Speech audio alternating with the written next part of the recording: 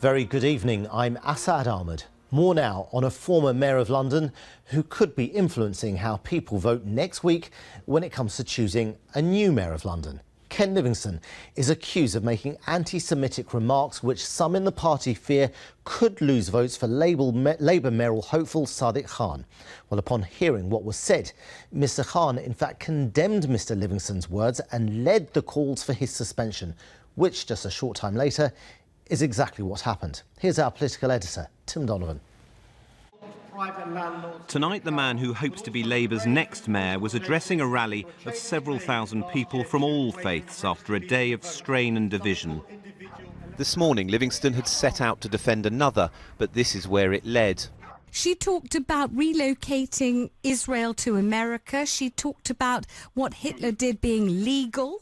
And she talked about the Jews rallying, and she used the word Jews, not Israelis or Israel. You didn't find that to be anti-Semitic? No, it's completely over the top. It's not anti-Semitic. I mean, let's remember, when Hitler won his election in 1932, his policy then was that Jews should be moved to Israel. He was supporting Zionism, and his boy went mad and ended up killing 6 million Jews. Mr Livingstone, why are you bringing time to apologise? Sorry. Yeah. By the time the media had descended, one decision had been made. When Sadiq Khan launched his mayoral bid last year, there was the previous mayor alongside him at City Hall. Today, the Labour candidate had to disown him. And I'm disgusted and appalled by what Ken has been saying today. I think some of his comments, as indeed the post from Nas Shah, deeply offensive and unacceptable. Of course, there's got to be due process, but he's got to be kicked out. I mean, I think these are so serious, these comments today, so deeply offensive. They're not the first comments he's made. He made comments like this a few years ago, and Sadiq Khan, you issued a press release defending him. There'd been accusations of anti-Semitism against him before. As mayor, a row over his clash with a Jewish reporter one night outside City Hall led briefly to his suspension, which he later overturned. Some thought his alienation of Jewish Labour voters helped lead to his defeat in 2008. In Golders Green today, there was one verdict. I think it's shocking that somebody could speak like this today, and I think that what he needs to get is an education. I don't think a suspension is enough. I don't think it's the adequate punishment. I think suspension means you can always come back. I think most people will be as astonished as I was that a supposedly serious political figure could start reacting to the suspension of a Labour MP for anti-Semitic remarks by talking about Hitler being the original Zionist. I mean, it's beyond sickening, it's revolting, and I think it's quite appropriate, obvious that he's been suspended from the Labour Party for that. Stand if you've been elected to any public office. It's a campaign already marked by claims of smears against Khan because he's Muslim. Now he's contending with accusations of anti-Semitism at the heart of his own party. Tim Donovan, BBC London News. Well, when Ken Livingstone was confronted over his comments, he kept repeating, "Check your history." So we did just that, and earlier this evening I went to West London to speak to a leading authority on the Second World War, Anthony Beaver. I asked him if the history over Nazis wanting to send Jews to Palestine was in fact correct. It is true that Hitler played with the idea before his arrival in power in 1933. And also it came about later on when Jews in Israel, part of the Haganah, got in touch with the Nazi authorities, particularly with Eichmann.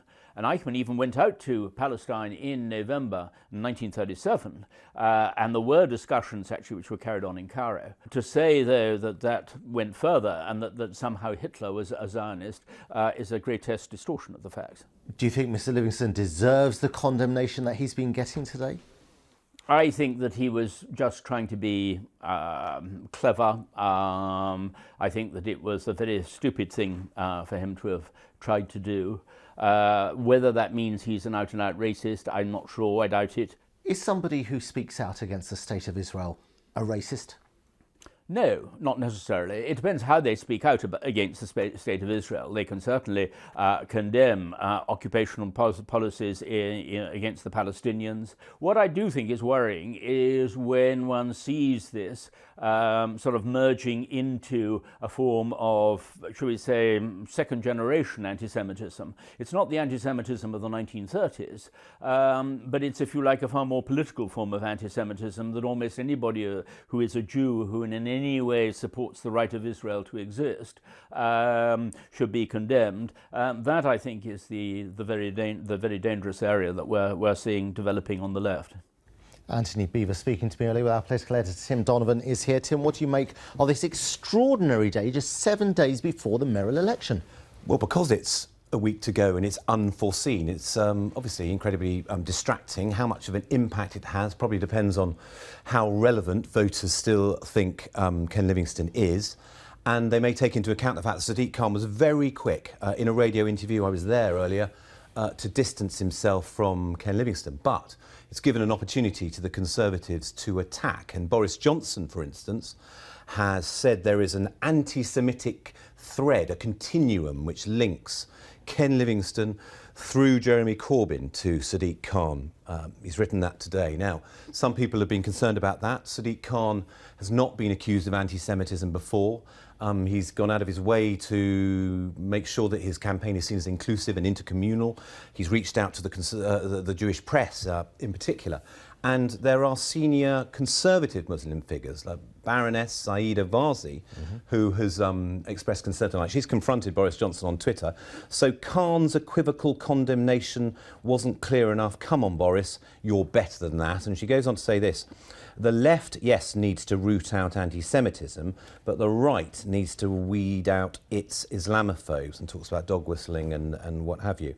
And I suppose, you know, after the recent claims of extremism and Islamophobia on one side, we now have these claims of anti-Semitism. It will be surprising to some, maybe not to others. They might have anticipated it in this campaign, but that this kind of identity politics has come right back to the heart of an election campaign in the capital. And some people will hope it doesn't get ugly. It's an extraordinary mayoral race. OK, Tim Donovan, thanks very much. Other news now.